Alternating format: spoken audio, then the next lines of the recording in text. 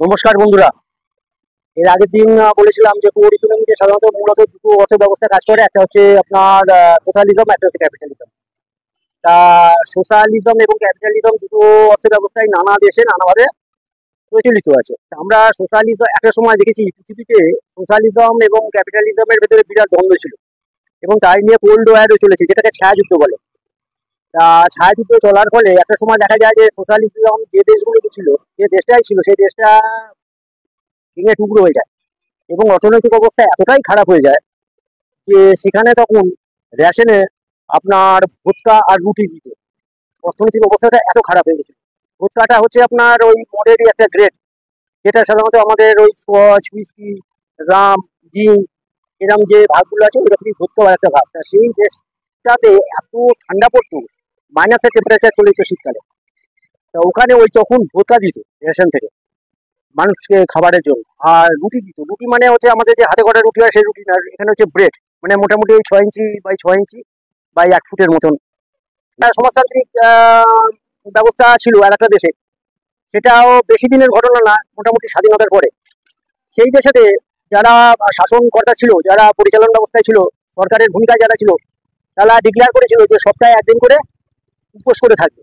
মানে কোনো চুলা বা উনুন চলবে না, সপ্তাহে একদিন করে এটা নির্দিষ্ট করা ছিল, কারণ দেশের অর্থনৈতিক অবস্থা এতটা খারাপ ছিল। আস্তে আস্তে যখন দেখেছে যে সোশ্যালিজমে কাজ হচ্ছে না, তখন তারা এবার আস্তে আস্তে ক্যাপিটালিজমে জিততে যায়। এবং পৃথিবীতে এখনো পর্যন্ত এমন কোনো দেশ নেই যেখানে শুধু সোশ্যালিজম চলছে বা শুধু ক্যাপিটালিজম চলছে। কোনো দেশে দেখা যাবে সোশ্যালিজম 80%, 20% ক্যাপিটালিজম আছে। কোনো জায়গায় দেখা যাবে 60% সোশ্যালিজম, 40% ক্যাপিটালিজম। কোনো জায়গায় আছে যে 80% ক্যাপিটালিজম, 20% সোশ্যালিজম, মানে মিক্সড ইকোনমিটাই বেশি চলছে। মিক্সড ইকোনমি কেন, এর আগের দিনও বলেছিলাম যে আমাদের দেশে একসময় রাষ্ট্রায়ত্ত সংস্থা প্রচুর ছিল, সোশ্যালিজমের প্রাধান্য ছিল। কিন্তু দেখা গেল যে সোশ্যালিজম যেহেতু ফেল করছে, জনসংখ্যা বৃদ্ধি পাচ্ছে, পরিষেবা দেওয়া যাচ্ছে না, বা আপনার উৎপাদন ঠিকঠাক হচ্ছে না, নানা রকম সংঘাত তৈরি হচ্ছে, তখন আস্তে আস্তে আস্তে আস্তে প্রাইভেটাইজেশনের দিকে চলে যায়। তা আমাদের দেশে এরকম মিক্সড ইকোনমিটাই, সেই অর্থনীতি ব্যবস্থাটাই প্রচলিত রয়েছে এবং আমাদের এখনো সেই অর্থনৈতিক ব্যবস্থাটা প্রচলিত আছে। তার মানে দেখা যাচ্ছে দীর্ঘদিন কোনো অর্থনৈতিক অবস্থা মানে ক্যাপিটালিজম বা সোশ্যালিজম কোনো দেশে দীর্ঘমেয়াদী গিয়ে সফলতা পাচ্ছে না, একটা সময় গিয়ে ফেল করছে। তার কারণটা কি? সেখানে কি শুধু সোশ্যালিজম বা ক্যাপিটালিজম তাই? তা নয়।